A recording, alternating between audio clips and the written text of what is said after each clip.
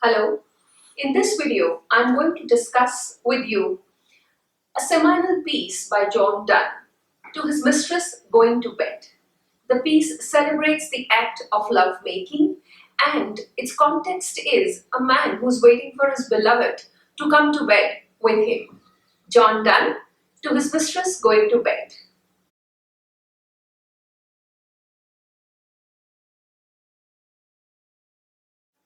To His Mistress Going to Bed is a quintessential Donne piece. He loves to talk about love. He loves to talk about love making. And though we have seen other facets of his poetic persona in the Holy Sonnets and in the other pieces that we have done under the playlist Metaphysical Poets, the link to this playlist is right above here. You can access the playlist for other pieces in this genre. We can see that this particular piece does belong to his thematic, but at the same time is a very unique polarity of his thematic. This is an out-and-out celebration of the act of making love. Donne, if you look at the time period, is 1572 to 1631.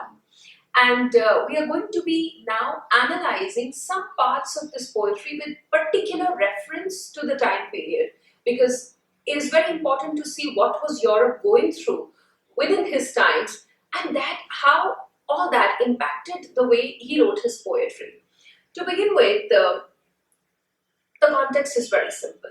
It is the bedroom, and he's awaiting his beloved, and he's calling out to his beloved that you must come to bed with me and let's make love. This is the entire context, and the conversation is between the man and his beloved, and he is speaking to the beloved. The beloved does not say anything. It is not a dialogue. It is a monologue, or rather said to the beloved, and the protagonist is very excited about the prospect of being made love to and making love to the beloved. And he begins by saying, "Come, madam, come all rest my powers defy, until I labor, I in labor lie. The foe, oft times having the foe in sight, is tired with standing, though he never fight. Come, madam, come," he calls out to his beloved. "Why don't you come to me? Please come and let's share this bed." And there he's saying, "All rest my powers defy." I am in a lot of trouble. I'm in a lot of pain. I cannot put my thoughts or my body to rest because I'm urging to make love to you. Until I labor, I in labor lie. A wonderful line to write. Until I labor, until I do the difficult task of making love to you, that is the labor in the first part of the phrase. Until I make love to you, until I carry out the task of making love to you, I in labor lie. It feels I'm doing a much harder thing waiting for you. The wait is much harder than the real act. Also, the word labor, when used second time in the line, denotes a woman in labor who's going through a lot of pain before she delivers the baby. And therefore, he says that before I make love to you, before I labor to make love to you, it is that sort of pain that I'm living through. Until I labor, I in labor lie. The foe, oft times, having the foe in sight, is tired with standing, though he never fight. Foe, enemy. When there is an enemy right in front of you and you want to fight them, till the time the fight doesn't begin, that wait is sometimes far more enormous than the fight itself. That wait to the build-up, that wait to the final moment when two enemies will finally weigh each other against each other is perhaps more arduous to live through than the fight itself. And this is the example that Donne uses here, that when an enemy is waiting with the other guy, the other enemy in sight, and the fight has not begun, then he's tired even before the fight has begun, because the wait is a difficult thing to accomplish. So he's telling his beloved, "Now please, don't make me work harder, don't make me wait longer, just come to me." Then he goes on to say, "Off with that girdle like heaven's zone glistering, but a far fairer world encompassing. Unbin that spangled breastplate which you wear, that the eyes of busy fools may be stopped there. Unlace yourself, for that harmonious chime tells me from you that now it is bedtime." A girdle is a belt that a woman wears around her waist. And here John Donne is telling his beloved that you must remove your belt because that is holding your garments together, and now you must begin to undo your belt. And he says that you wear a very shiny, wonderful, bejeweled belt around your waist. And the conceit that he uses, we have been speaking of conceits in metaphysical poetry. A conceit is a very extreme metaphor. And here, the conceit is that he's comparing this belt to three stars which are in a line, and they are at the center of a constellation called Orion. So Orion, a constellation, a collection of stars, has these three stars at its center, and they are aligned with respect to each other, and this is also called the Orion's belt. So zone is Old Greek for belt, and this is what he's referring here, that your belt is as glittering as these three stars in the constellation Orion. So it's Orion's belt that he uses as a metaphor for the belt that the beloved has around her waist. Now, this is a conceit, of course. It derives from all the advancements that were happening in astronomy before John Donne's time or within John Donne's time, and he chooses to manifest these observations in his poetry. It was a time when scientific know-how, or when exploration, or when things which expanded human thought and imagination were being discussed in the society amongst people, then these things would also make their way into the poet's imagery, into the poet's metaphors and their conceits. So John Donne speaks of the beloved's belt as Orion's belt, or as something which is as star-spangled. But then look at the next line, what he says, that yes, your girdle is indeed like that belt of stars, but it encompasses a far fairer world. The word fair here does not mean someone who's lighter in complexion. The word fair here denotes someone who's beautiful, who's extremely attractive to look at. And he says that though I compare your girdle to Orion's belt, I can assure you that what lies underneath this belt, or what this belt is tied around, is far more beautiful than the constellation, is far more beautiful than the collection of stars. So this is his way to praise his beloved, that please take off your star-spangled belt and let me assure you, what lies underneath is far more beautiful, is far more shiny than even a constellation, a collection of stars. Unpin that spangled breastplate, spangled, not sprangled, unpin that spangled breastplate. And he says that you're wearing something as a bodice or as your top garment, which also is very shiny and beautiful to look at. Why don't you just unpin it and remove it? And once you do that, the eyes of busy fools may be stopped there. At least twice in the poem, he makes a reference to men being fools in the love of women. And here he says that if you remove the cloth that covers your upper body, then the eyes of busy fools would simply be stuck there. They wouldn't be able to take their eyes off your body. So why don't you do that? Unlace yourself, for that harmonious chime tells me from you that now it is bedtime. Please unlace yourself, remove all that you're wearing, and the beloved's walk or the beloved's movements are conveying a sound to him, which sounds as if bells are tinkling. And it could be her bracelet, it could be her something that she's wearing on her feet, on her toes, and he feels that the sound that is coming from the beloved is like a harmonious bell which is chiming away, and that tells me it is bedtime. That sound is making me evermore that I want you in my bed. So why don't you come and let's be together? Let's go ahead. Off with that happy busk which I envy, that still can be and still can stand so nigh. Your gown going off, such beauteous state reveals, as when from flowery meads the hill's shadow steals. Off with that happy busk. Busk is a corset, or again an upper body garment that women wear under their clothes, and he wants that she should now remove her busk. And he says that I'm envious of it, that it just stands there so close to you, so near to your body, touching you so intimately. I can't stand this characteristic of this garment. You must remove it, and you must remove your gown as well. and it shall then reveal the beauty that you are. And again, look at the metaphor that he gives here. When you remove a gown or a long garment from a body, it slides off. You can't remove it immediately. And that act of sliding, the metaphor that is given is that imagine a hill which is replete with flowers. It has sun shining upon it, but suppose there is a cloud that comes and blocks the sun.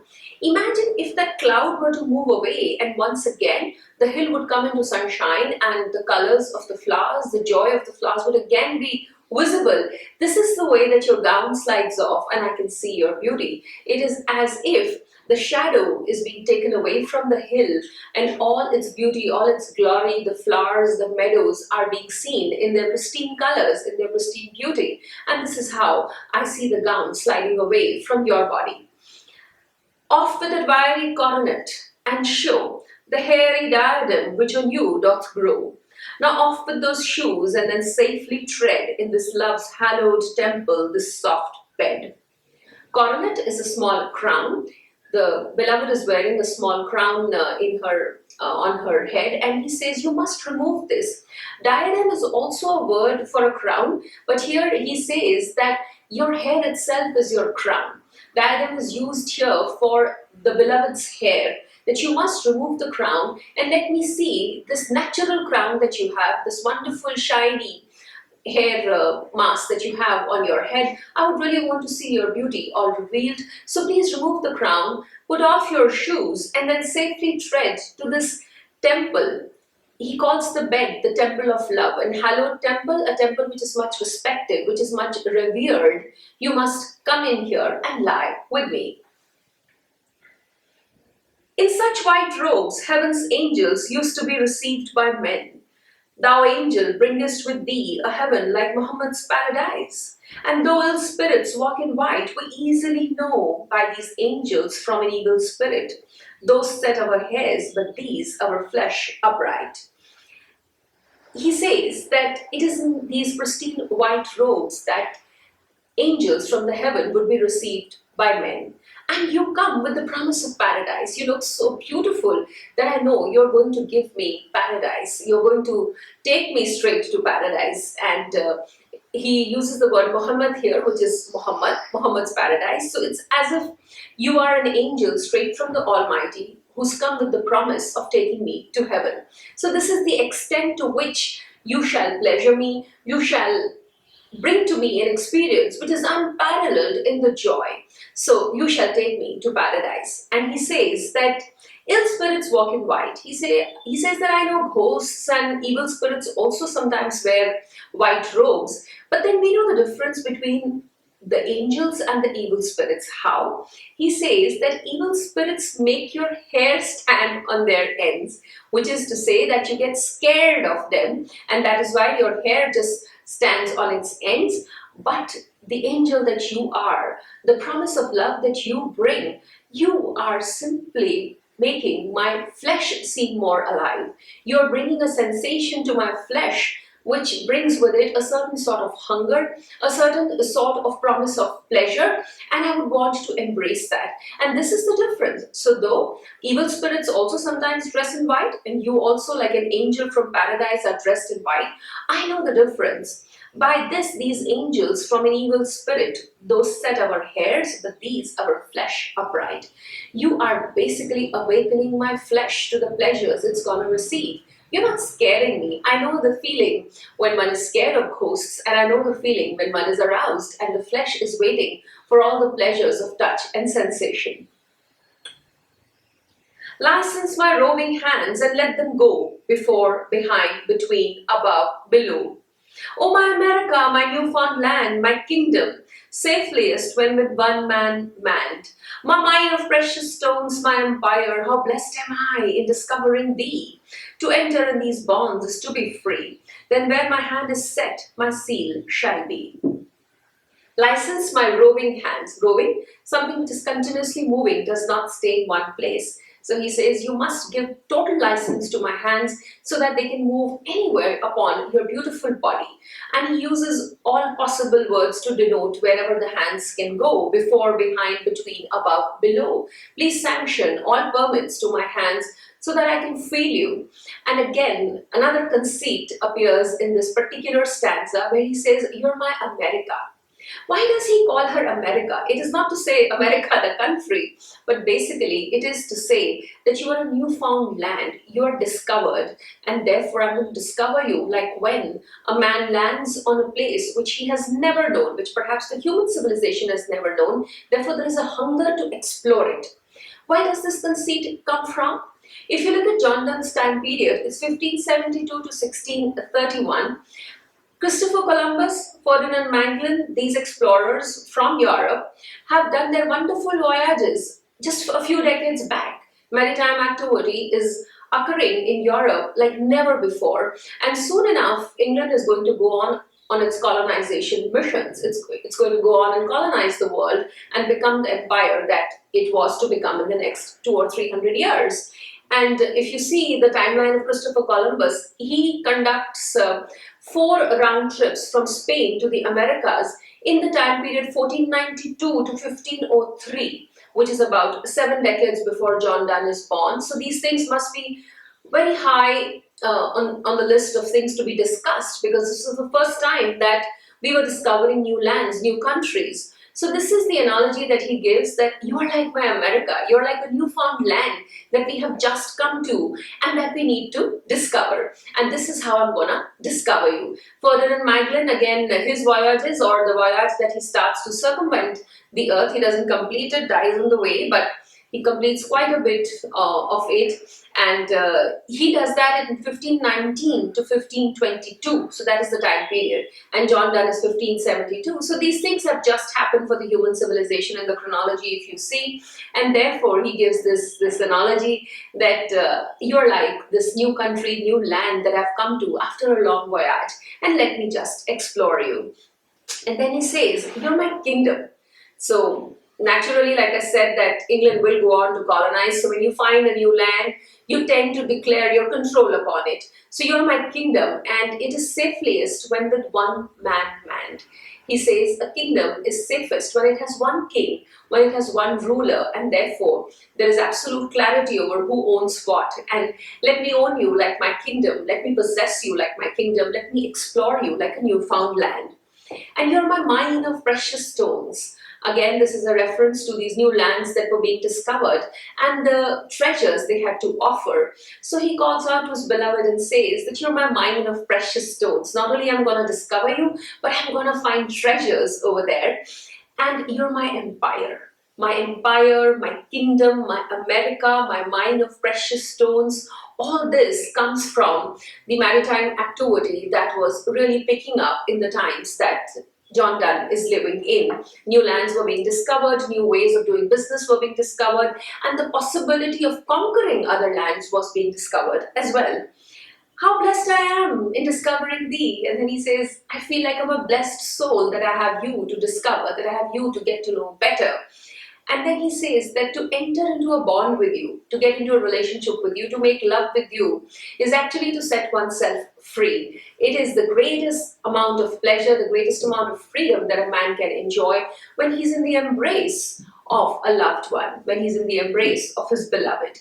And then he says, where my hand is, my seal shall be. Wherever I shall touch you, I'll leave my seal over there. Seal is again a word derived from empires, that they would leave their seal. They would say that this is mine, or this is what I have found out, or I control, or it is my kingdom.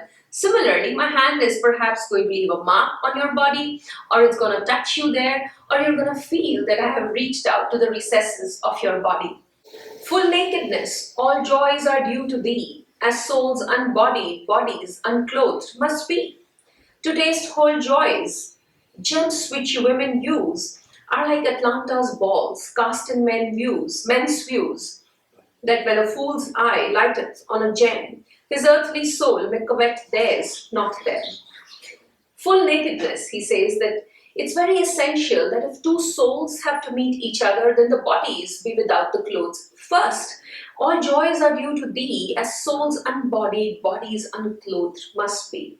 If you wish to unbody the soul, if you want the soul to meet the soul, you have to make sure that the bodies meet the bodies first. This is the only way that we can taste whole joys. This is the only way that we shall feel the pleasure that we're here to feel.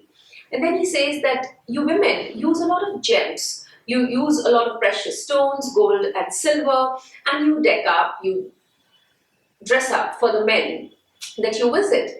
And he gives a Greek mythology reference here, Atlanta's balls. This protagonist in one Greek mythological tale uses something very shiny to attract his beloved. And he says these gems are basically your ways of attracting our eyes, of attracting us. And then when we are attracted to you, he says, we do not want the gems, but we want the person who's wearing the gems. Look at the wordplay. That when a fool's eye lighteth on a gem. When a fool's eye, the men I said are being referred to as fools in this poem, that they are madly in love with the women. So when a fool's eye or a man's eye lands on a gem or it is attracted to a gemstone, his earthly soul may covet theirs, not them. To covet is to want, is to wish for something to belong to you. And he says the soul does not covet the gems, but something which owns the gems, and that is the woman. So that's the word play here. His earthly soul, the man's earthly soul, may covet theirs, not them. Theirs, the woman who's wearing them, and it does not covet the gem itself. It does not want the precious stone, though it's attracted by the beautiful jewelry that the woman is wearing. The eye is attracted by it. But then the person who's looking at these gems is attracted by them, wants to make love to the woman. Like pictures or like books, gay coverings made for lay men are all women thus arrayed. Themselves are mystic books, which only we, whom the imputed grace will dignify, must see revealed. He says that like pictures or books, they have wonderful coverings, beautiful coverings. The word gay here denotes happy or joyful. It does not denote homosexuality, because the word gay was adopted to mean this very recently in human history. When John Donne is using it in the 16th century, he basically means to say something which has a joyful nature. So he says books and pictures have these joyful covers, and similarly, women dress themselves up, women look more beautiful for their men, and this is how all women are arrayed. This is how all women manifest themselves to the men they love. And then they say these women are mystic books. They are full of mystery, and a man has to uncover them, read them page by page, explore them. And then he says that this only those people can do, or those men can do, who are blessed by the women. So the woman has to bless a man, a woman has to say yes to a man, a woman has to accept the overtures of a man that he may make love to her, therefore he gets to explore her, whom their imputed grace will dignify. And the woman basically blesses the man with the permission or with her yes, that yes, we can make love to each other. And therefore he says these few men are very lucky that the woman's grace has now fallen upon them. And then we see the woman revealed. Then since that I may know as liberally as to a midwife, show thyself. Midwife, a woman who helps to deliver children. And he says that like a woman who comes to help you to ease the delivery of the child, you must, like you shed all your shame in front of that woman, you must also shed your shame in front of me, and you must really be as open and as free with me as you are with a midwife. And show thyself, show yourself to me. Cast all, this white linen hence. You must throw away all these white clothes. There is no penance due to innocence. And he says that it's a phenomenal line to write, that you're still innocent, you still are not introduced to the ways of making love. And when one is innocent, when one is still not aware of the ways of the world, there is absolutely no penance that you need to be practicing. So don't you think that you have to practice some hard discipline? That is for someone who's already seen the world, who's lost the innocence and now tries to take stock of their life and therefore decides that some penance or discipline needs to be followed to make life better. But you are innocent. You are completely unaware of the pleasures that love can bring. So don't think that you have to observe some shame or follow some discipline today. Here, no. Just cast away your clothes, shed your shame, and let's make love to each other. To teach thee, I'm naked first, and I have also put off my clothes. Why then, what needest thou have more covering than a man? So, you don't need more covering than a man. This can mean two things. One, that if you don't need more clothes than a man does, and if I'm naked for you, you should be naked for me. This could also mean that I am going to cover you, that the man is going to cover the woman, and you don't need any more covering than a man covering you. So he says to his beloved that you must come to me and let's make love. In this particular poem, as I've told you, that there are two phenomenal conceits that John Donne uses. One is the Orion's belt, a set of three stars which are aligned to each other and they lie at the center of the constellation of Orion. And the second conceit he uses is that you're my America, my empire, my kingdom, and I'm gonna explore you. And both these come from the scientific know-how of the times that he was living in. So this is his seminal piece to his Mistress, Going to Bed by John Donne. Please keep following the Metaphysical Poets playlist. If you like this video, subscribe to the channel, share the video, and if you feel that we should be doing or discussing some other videos on this particular channel, you must write to me in the comment box below the video. Thank you very much for watching. I'll see you soon.